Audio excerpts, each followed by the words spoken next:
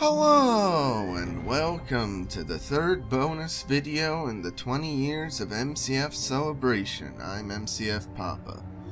In this video I'll be reviewing Stolen, the first book in the Blackpool Mysteries series. This is a series of 4 novels greenlit by Big Fish. I'm not really sure why the heck they did that, but I guess if more popular video game series can get tie-in books, then Mystery Case Files can too. However, I don't think Big Fish really promoted these books well. They seem pretty niche online, with barely anyone talking about or reviewing them. I didn't even learn that these existed until a few years after they came out. Around 2013 or 2014, I think. I'm a huge MCF fan, yet I didn't even pick up on that. And even after knowing about him, I didn't touch these books until 2025 when I decided to do all these bonus videos.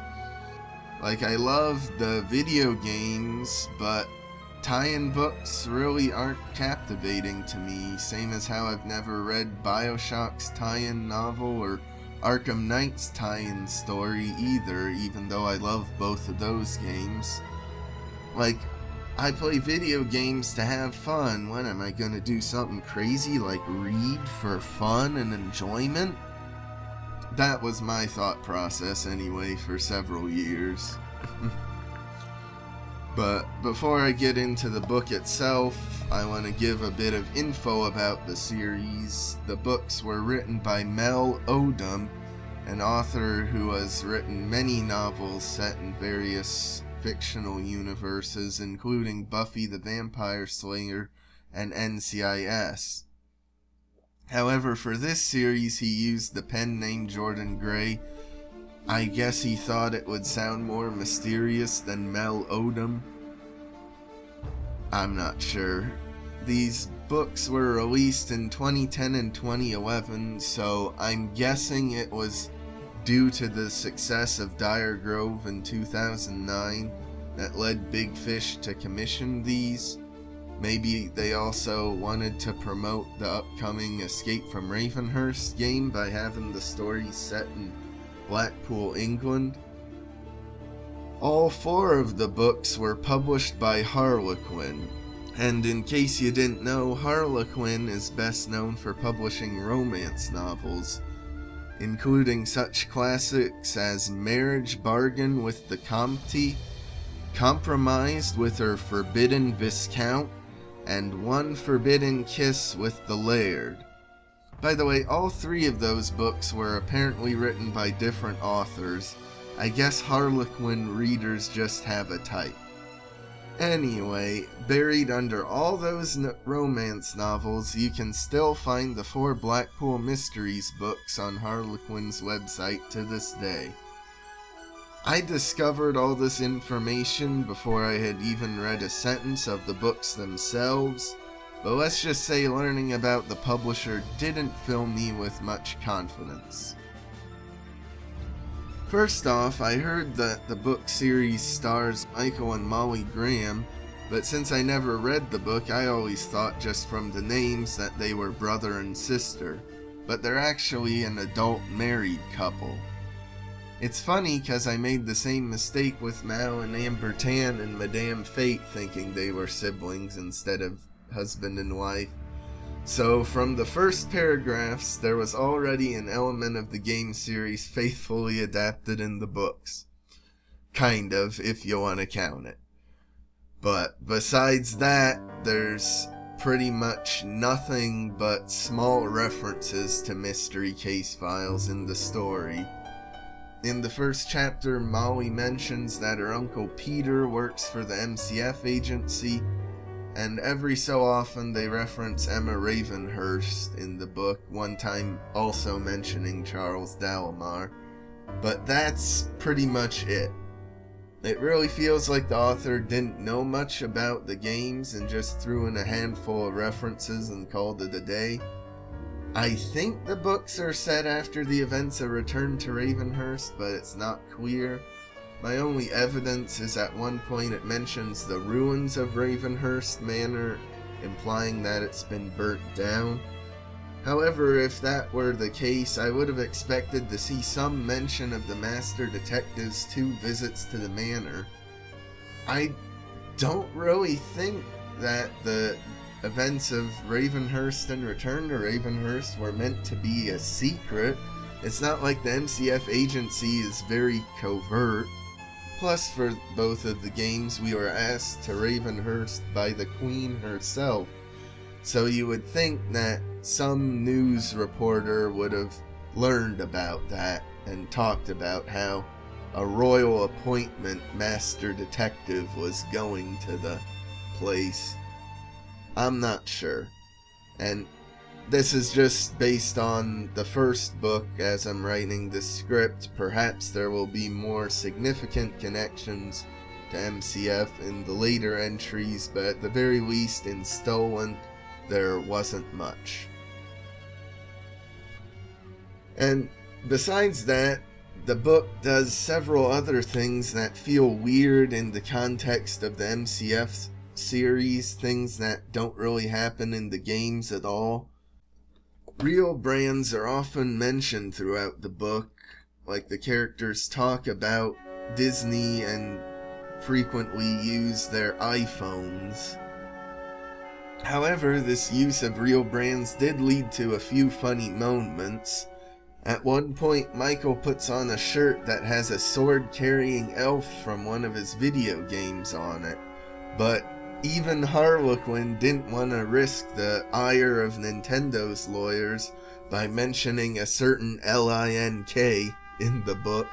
Can't do that. And at another point, a character gets UFC DVDs, and the book has to clarify it stands for Ultimate Fighting Championship. I guess back in 2010, that's how people watched UFC fights, was on DVDs? I don't know. But I guess also back in the day, people wouldn't know what the heck UFC stands for because it was more niche at the time, I guess. So it just was funny to me. The book also mentions things like World War II and the Nazis, while the games have largely stayed far away from mentioning any real world events. I guess the most we got was in the Black Veil, where the guy was in World War I, but it still wasn't nearly as explicit as the book talking about these things and about how British police at the time were occupied with the war effort. Outside of that, there are also often flirtatious comments made between Michael and Molly Graham, probably to make them seem more in love like a happily married couple, which I guess works well, but probably the last word I'd use to ever describe one of the PC games is sexy or flirtatious. But I suppose the author put this sort of thing in to appeal more to Harlequin's typical romance-loving audience. So Stolen isn't very good as a tie-in to Mystery Case Files, but is it any good as a mystery novel? Yeah, I'd say so. It reminds me a lot of those old Hardy Boys mysteries I would read as a kid, where the mystery is developed by characters investigating place after place and talking to each new character, and the chapters often end on a cliffhanger of some sort to get you to read the next one. So if you like those Hardy Boys books or the Nancy Drew type books, I think you'll like this one too.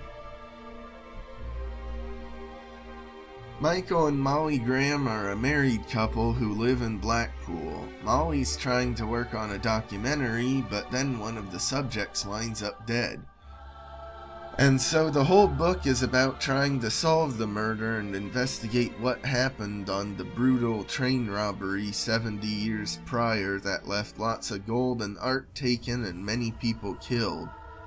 Over the course of the novel, we sequentially learn more and more about the robbery, which I feel is a nice and interesting focus for the mystery novel, and kept me at least captivated and wanted to continue reading the book. Something that surprised me is the sheer number of named characters this book has. The POVs will often alternate in the chapters, with Michael going off to investigate one lead with a person in one section, while in the other section of the chapter, Molly will meet up with someone else about the case. But there's not just several potential suspects for the murder as named characters, there's also a bunch of side characters which don't really have any direct connection to the case, but are just flavoring, and I feel these help flesh out the town of Blackpool quite a bit, and I'm assuming most of these side characters will reappear and perhaps even have mysteries focused on them in one of the later novels. For this video, I did think about doing a whole big section discussing the entire plot in detail, but then I thought that would take the fun out for people who want to read the book for themselves. And since the book's fairly small, only about 250 pages, I do highly recommend you read it. It won't even take much time out of your busy day. You can just read a few chapters each day in your free time and it'll be done pretty fast. It's not a Dickensian level piece of literature by any means, but still a fun read, I found. And it's made me excited to read the next 3 books. Imagine that, me wanting to actually read for fun now. At least for a little bit for the other novels. But I'll cover those in later bonus videos, so like and subscribe if you want, and I'll see you tomorrow for the next bonus video.